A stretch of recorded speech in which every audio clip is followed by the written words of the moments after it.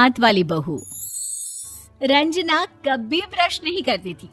उसे कितनी बार उसके माँ बाप ने डांटा, लेकिन उसका कोई असर उस पर होता ही नहीं था, जिस कारण से उसके दांत पीले पीले हो जाते हैं। शादी के बाद। अरे बहू, वैसे तो तुझ में कोई कमी नहीं है, पर तेरे दांत इतने पीले कैसे हैं बेटा? कैसे मतलब? कोई सर्जरी थोड़ी ना कराइए। वो तो क्या नाम, मैं ब्रश नहीं करती थी तो पीले हो गए। अब क्या करूं? आप कहे तो लाल करवा लूं या फिर काले? यार ये क्या है, क्यों माँ से लड़ रही हो? लड़ रही हूँ? अरे मैं लड़ रही हूँ या ये बोल रही है कि दांत पीले हैं, पीले। अरे तपस्या थोड़ी ना की है इन्हें पीले करने के लिए। बकायदा ब्रश नहीं किया है 20 साल तक, तब जाकर। छी, कैसी बात कर रही हो? ये उस वक्त तो पीले नहीं थे जब हम लोग तुम्हें देखने आए थे। अरे तब साफ करवा लिया होगा डेंटिस्ट के पास जाकर। अब देखो कैसे पीले पीले लग रहे हैं। रंजना सास की तरफ गुस्से से देखती है। फिर शुरू हो गई पीले पीले पीले। अरे पीले तो तब भी थे जब मेरे हाथ का रसगुल्ला उड़ा उड़ा कर खा रही थी और बोल रही थी, लड़की नहीं गुणों का खजाना दे रहे भाई साहब आप। खैर, अब वो लोग करते भी तो क्या करते, पीले दांत वाली बहू पल्ले पड़ी थी तो झेलना तो था ही।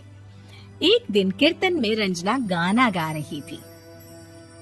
अरे कमला बहन, माँ का द्वार है, यहाँ तो सब शुद्ध होकर आते हैं, फिर अपनी बहू को ब्रश भी नहीं करवाती तुम। दूर से पीले पीले दांत भक्ति में बाधा उत्पन्न कर रहे हैं। अरे कोई 2 साल के बच्ची थोड़ी ना लेकर आई हूँ मैं बहू बनाकर।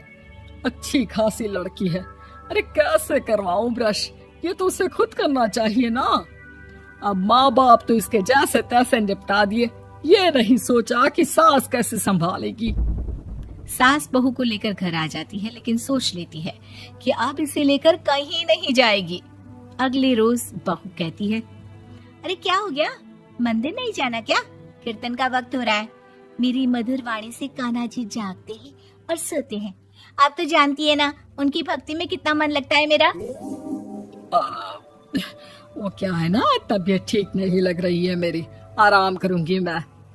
तबीयत ठीक नहीं लग रही? अभी तो मिथुन के गाने पर नाच रही थी आप, और अब बोल रही है कि तबीयत ठीक नहीं लग रही। अरे भक्ति में मन लगा लो सासू माँ, ऊपर जाना है, क्या मुंह दिखाओगी आप? हाँ? सास को बहू की बात पर गुस्सा आ जाता है। मैं क्या मुंह दिखाऊंगी, इसकी चिंता तो ना कर, समझी? अपने मुंह की चिंता कर, जो ये पीले पीले दांत लेकर हर जगह पहुंच जाती है। पता है लोग कितना मजाक बनाते हैं। ना जी ना, मैं नहीं जाना कहीं तेरे साथ।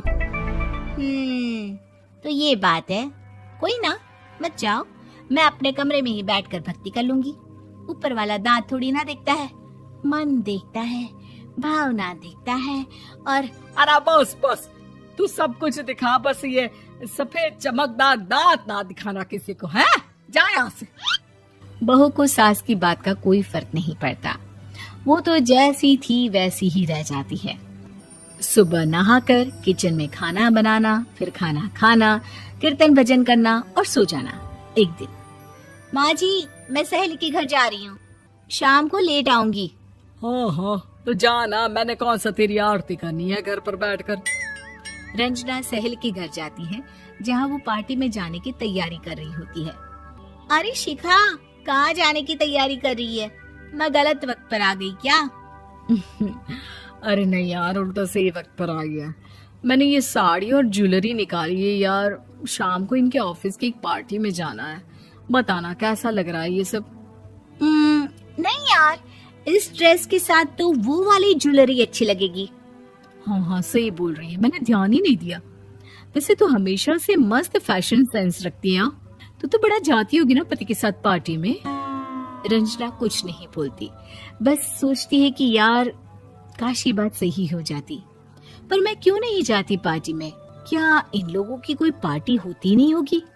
रंजना घर आती है और रात में पति से सवाल करती है, एक बात बताइए, आप मुझे किसी पार्टी में क्यों नहीं ले जाते? क्या आपकी यहाँ ऑफिस में पार्टी नहीं होती? पति बेचारा क्या कहता कि दांत पीले हैं तुम्हारे इसलिए। अरे कोई पार्टी होती नहीं हम लोगों के ऑफिस में, तो कहाँ से लेकर जाऊं? और मार्केट, मॉल, कहीं वीकेंड घूमना, कहीं तो।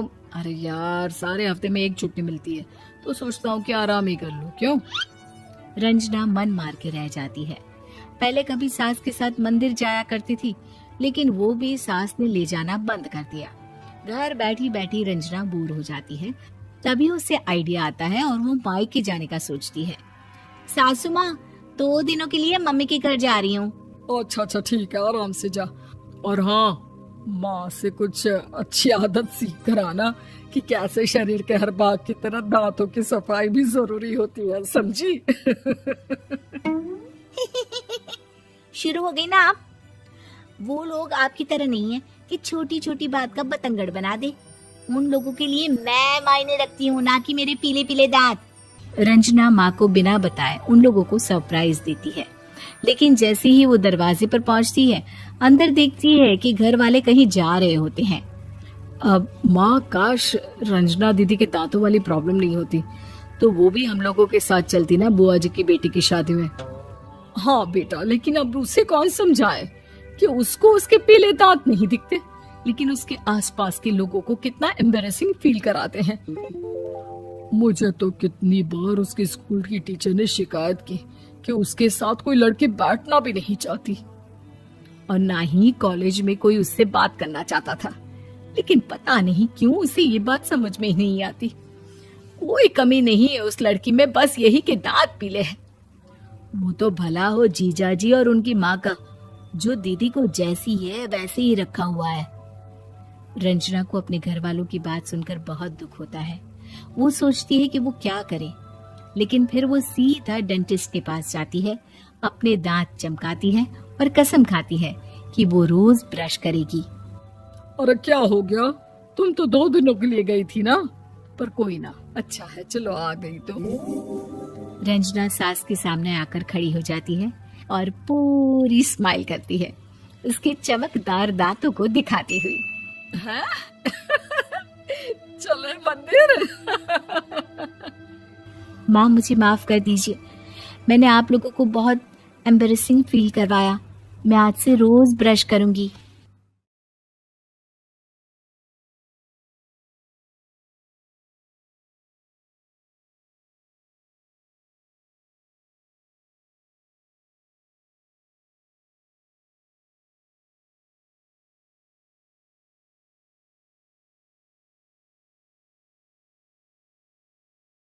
पीले